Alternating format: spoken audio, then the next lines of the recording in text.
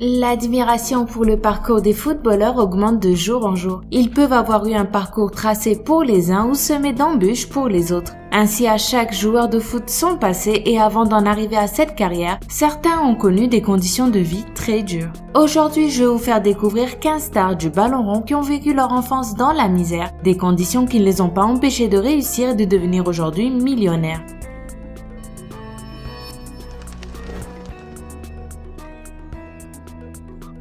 Ángel Di María.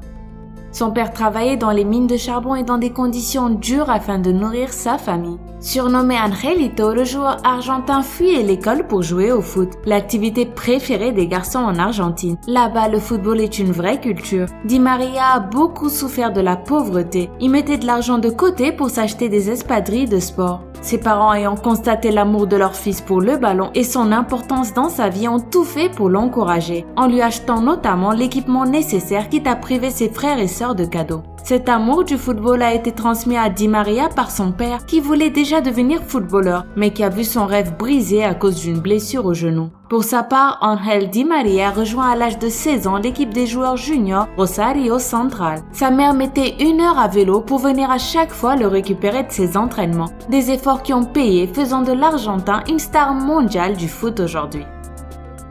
Samuel Eto'o. La star camerounaise est considérée comme l'un des meilleurs footballeurs africains de tous les temps. Entre 2004 et 2009, il marqua pas moins de 150 buts avec le FC Barcelone. En 2009, Barça, puis en 2010 avec l'Inter Milan, il devient l'unique joueur à avoir remporté 2 triplés de suite, le championnat, la Coupe nationale et la Ligue des champions. Et pourtant, Samuel Eto'o, 36 ans aujourd'hui, est né à Douala au Cameroun dans une famille modeste de 6 enfants. Et c'est pour passer le temps que Samuel jouait au football pieds nus et en tirant dans un ballon fait de sacs plastiques. À l'âge de 16 ans, son talent extraordinaire sera révélé et il s'envolera vers le Real de Madrid. Wayne Rooney.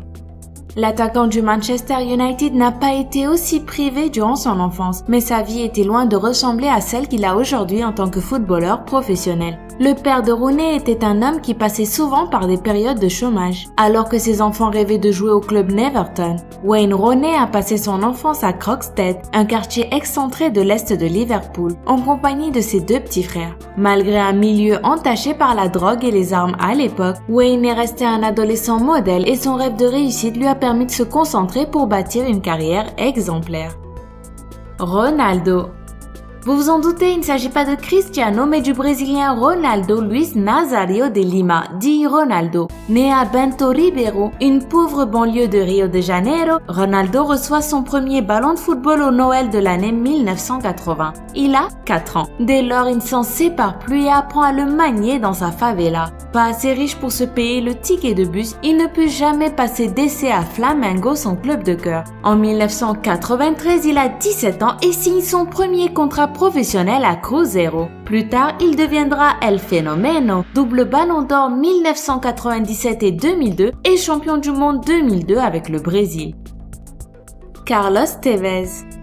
Carlos Tevez est devenu connu sous le surnom Fuerte Apache, une appellation qui doit son origine au quartier où le joueur a vu le jour et qui figure parmi les quartiers les plus dangereux de l'Argentine. Carlos y a grandi dans une pauvreté accrue qui ne l'a pas empêché de se transformer en star du foot. L'Argentin possède un passé douloureux. À l'âge de 5 ans, il perd son père qui a été assassiné par un gang. Sa mère plonge alors dans la drogue, ce qui obligera Carlos à être pris en charge par ses voisins. Le joueur a vécu des malheurs dont il garde les cicatrices. Accidentellement ébouillanté par sa mère, il a toujours une cicatrice des oreilles au torse. Il a eu aussi la mâchoire brisée par la balançoire de sa sœur. L'attaquant du club Shanghai Shenhua considère que le football est la meilleure chose qui lui soit arrivée dans sa vie. Sans ça, il aurait dévié comme les jeunes de son quartier en devenant un drogué ou en finissant malheureusement assassiné.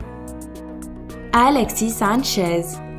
Originaire de la ville Tocopilla au Chili, le joueur qui évolue à Arsenal était un enfant obstiné qui voulait à tout prix réaliser une carrière sportive, dans le but d'améliorer les conditions de vie de sa maman et de l'aider financièrement. Quand son père a disparu de sa vie, sa maman a travaillé comme femme de ménage pour subvenir aux besoins de son fils, ce qui le dérangeait fortement et qui l'a poussé à laver des voitures pour amasser un peu d'argent de poche tout en travaillant dur pour devenir footballeur. Il a révélé que sans le foot, il aurait fini par travailler dans les mines de son pays. Heureusement, à l'âge de 16 ans, il a entamé sa carrière professionnelle et peu de temps après, il a poursuivi son rêve en Europe. Luka Modric. Quand on observe Luka Modric, il est difficile d'imaginer la peine et la douleur qu'il a vécue avant de devenir joueur au Real Madrid. Il avait 5 ans seulement lors de la guerre en Croatie en 1991. Il perd son grand-père quelques mois après le conflit dans son pays, l'obligeant à vivre dans un endroit spécial pour les réfugiés car son pays a été envahi. Il passait donc son temps là-bas jouant au football. Luka Modric arrivera à s'en sortir avec du temps et de l'effort en rejoignant l'équipe croate de foot et en commençant enfin son ascension quand la guerre cessera dans son pays. Neymar. À seulement 14 mois, les parents de Neymar ont cru perdre leur fils lors d'un accident de voiture qui a failli lui coûter la vie. Or, le joueur brésilien a survécu pour devenir l'enfant prodige qu'il était. Pour être au plus près de son club Santos où il a commencé sa carrière, il déménage chez son grand-père et partage une chambre avec sa sœur et ses parents. À l'âge de 13 ans, il a été remarqué par le Real Madrid. Il était même sur le point de signer avec le club, mais son père l'a obligé à rester à Santos. De retour au Brésil, Neymar finira quelques années plus tard par conclure avec le FC Barcelone en 2013. Zlatan Ibrahimovic. Zlatan Ibrahimovic avoue avoir eu une vie pénible avec une mère divorcée qui le battait et un père alcoolique très affecté par la guerre en Bosnie. Issu d'une famille pauvre et ayant beaucoup souffert, il demandera à sa femme plus tard de toujours garder le réfrigérateur plein de nourriture pour que ses enfants ne se sentent jamais privés comme lui l'a été. Le joueur suédois a grandi dans la ville Malmö où les hors-la-loi étaient nombreux. D'ailleurs, dans sa biographie, Zlatan révélera avoir volé des motos et des voitures car c'était le mode de vie là-bas et qu'il faisait ça pour attirer l'attention. Fier de son passé, le joueur a déclaré « Rosengård est un quartier de pauvres en Suède, mais c'était le paradis pour moi. J'ai grandi là-bas et j'ai beaucoup d'amis. » Carlos Bacca.